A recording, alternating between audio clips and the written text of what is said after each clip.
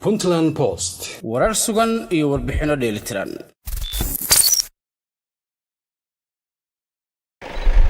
maanta ay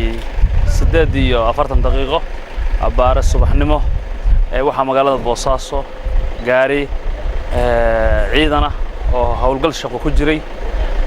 loogu aasay miina nooca qarxada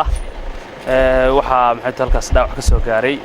6 askari oo ka tirsan ciidanka dawladda laba qof oo shacab khasaare kale oo meeshaas ka dhacay ma jirin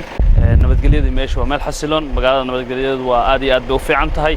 inta yar oo dhacday oo runtii aad maxay saaka aroornimadii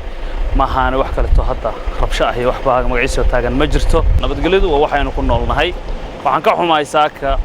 in meesha uu qarxu ka dhacay ku jireen ugu yaraan 400 oo arday ah oo deedoodu u dhaxayso 3 sano jir ilaa 9 jir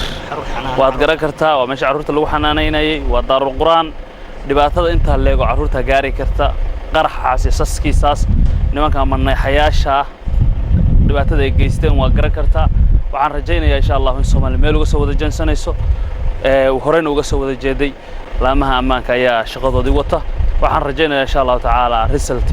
fiican oo maxsuul ah oo wax tarax oo baaritaan baa socda shaqadiina saaka ayay bilaabmatay wayna socotaa waxaan rajaynayaa insha Allah rajo fiican baa ka qabnaa in xog dhab laga helo marka aad iyo aad baan u bogaadinayaa shacabku sida ula shaqeeyeen ciidanka ayaa hawshaas gacanta ku haya shaqo badan bayna saaka qabteen